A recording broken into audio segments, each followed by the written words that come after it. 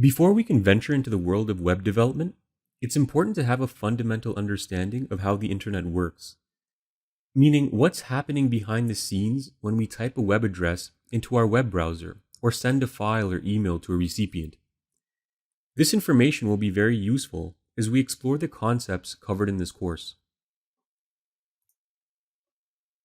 To think of it in its simplest terms, the internet is a network of cables that facilitates the transmission of data packets.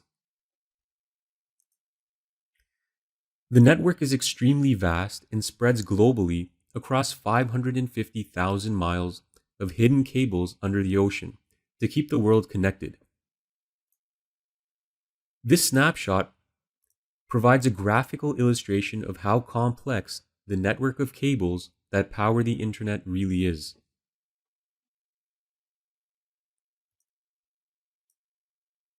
A data packet contains the information being transmitted, such as an email, file, or web page, in raw text format, and also the location of the sender and the recipient of the data packet. You can think of the location of a recipient or sender as the physical address of your residence or a phone number. No two residences have the same address, and no two people have the same phone number. The same is true for internet addresses, also known as an IP address. An IP is a string of numbers separated by periods that identifies each computer that is connected to a network or the internet. For example, the IP address for Google.com's web server is 74.125.224.72. Each website has its own unique IP address. We'll discuss how this IP translates into Google.com later in this lesson. Let's take a look at an example of an email data packet. As we can see here, the data packet consists of three parts. The header. The header identifies the sender and the receiver's IP address. It also specifies the protocol, which we will explore later on. It indicates the payload, which in this case includes the actual email that is being transmitted.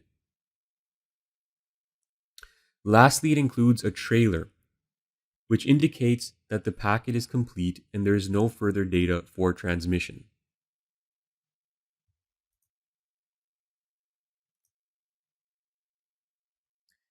The speed at which these data packets can be transmitted over a network is determined by bandwidth. Bandwidth transmission capacity is measured by bit rate. The bit rate is the number of bits per second that a digital network can transmit. Another measure of data transmission speed is latency. This is the amount of time it takes for one bit to be sent from the sender to the receiver. Let's take a look at an example. If you want to send a 4 megabyte MP3 file to a friend through an email attachment in 4 seconds, you would require a bit rate of 8 megabytes per second. This is because 8 million bits equals 1 megabyte. Now, with billions of people connected to the internet at any given moment, it goes without saying that the internet is comprised of hundreds of thousands of networks and links billions of devices together globally. With this level of connectivity, you might be wondering how each individual network device can efficiently and accurately interpret and read data packets from various unique senders. Well, you can think of the internet as an architecture expressed in a set of protocols. A protocol is a well-established set of rules and standards used to communicate between machines. We've already touched on one protocol, the IP.